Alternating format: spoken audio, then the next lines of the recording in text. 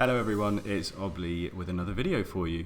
Now that it's patch day, there's brand new content and brand new class changes to check out. There's not much content actually going on in terms of the world right now. You can do the world quest, you can do the new zone, but the main thing that I care about is the class changes, and more specifically DK class changes.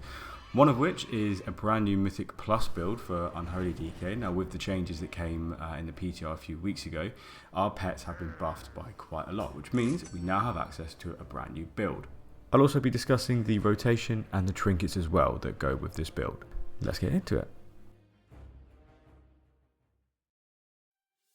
Okay, so the build in question is a minion focused build. Now any of us are familiar with raiding will know this build. It is practically the exact same, except you're taking away improved death coil and taking away coil of devastation, and you're subbing in menacing magus and bursting swords. So with these you have quite a substantial amount of AoE. With menacing magus you do, I think it will end up being your second highest damage in keys like 10 stone bolt here, and then clawing shadows doing a tremendous amount of damage, and that will be your overall top number one. However, the best thing about this build is it completely takes care of any single target elements and priority damage. One thing that Unholy lacked was priority damage. With this build you will absolutely destroy a mob very quickly. Whatever you unload into will be dead. Another strength with the spec is that target switching isn't so punishing. You obviously have to drop death rot, but if you've been keeping it up with epidemic, it's not that bad. Target switching is actually okay. Now to walk you through the sims quickly, you see here that it's the best build that it could have possibly made with the talents provided on a 1 minute 4 target basis. It tried to use things like Festing Scythe and Defile and it still didn't pull forward. Its single target damage is really nice, and you can see here that it doesn't want to change the its set until you have the brand new 4 set in Heroic and all pieces. If you want to see how it fares up with Sand Lane, you have this here with 5.1 without the brand new 4 set. And then you have Riders here doing 5.6 without the new 4 set. When you have the 4 set, you're still looking at doing more damage with a priority single target build and a tiny bit of cleave. Now the damage profile of this build is a lot more priority damage focused, especially on your 1.5 minute cooldowns. The single target damage you can get out of this is absolutely mental, especially when you've got things like PI and Lust. And the strength of this spec is, well, obviously the priority damage. It's got very good burst. Doesn't require you to have a lot of wounds. Once you kind of run out of wounds, you can still sort of spam your clawing shadows and do a good amount of damage. You want to make sure you're obviously spending your sudden dooms as quick as possible to get your magus out, seeing as it is doing AoE damage. The cooldown on it is 1.5 minutes, so having a short burst is quite nice. The DPS window as well is fairly long, because you're DPSing in that burst for about 30 seconds, because your big abomination lasts for 30 seconds. Your dark transformation lasts for a long time as well, because you can extend it and you can have double D&D if you want to. You can practically always have a D&D down. So the DPS window is quite long. You can also take your minions to another pack as well. So if a pack dies quite quickly, you didn't expect that, you can take all of your minions to the next pack and begin DPSing there as well. So target switching and stuff like that is a little bit less painful, especially if you have any pet macros. The damage is quite constant.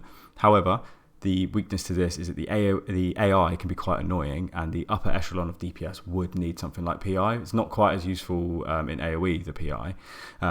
But in single target it's absolutely monstrous. Without your cooldowns as well, you do so little damage that you basically just heal the mobs. You're not really doing very much at all. So let's talk about why this build does so well. So it fully utilises the buffs that came to our ghouls.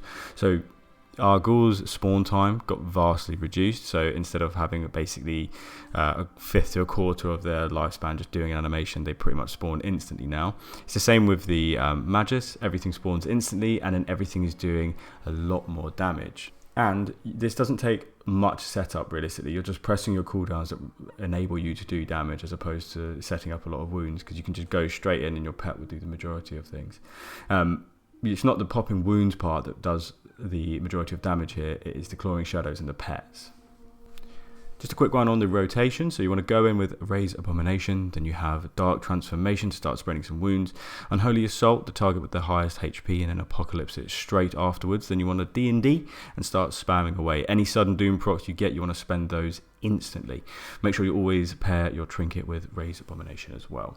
After this initial burst, if the pack is still alive, then just whack another D&D down and just keep spamming your Clawing Shadows.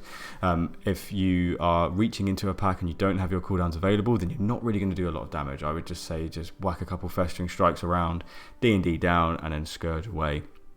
But without Dark Transformation or Raise A-Bomb, you're not going to be doing a lot. As for the trinkets you want to pair with this build, something with a 1.5 minute cooldown like House of Cards or Torque's Big Red Button, paired with a nice mastery passive such as Suspicious Energy Drink would go very nicely.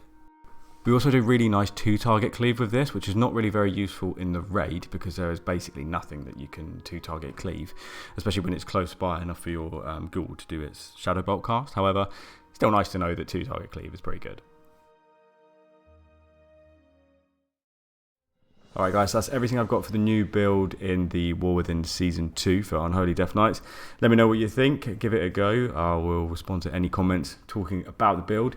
Thank you very much guys, feel free to like, comment, subscribe and all that jazz, and I'll see you in the next one. Bye.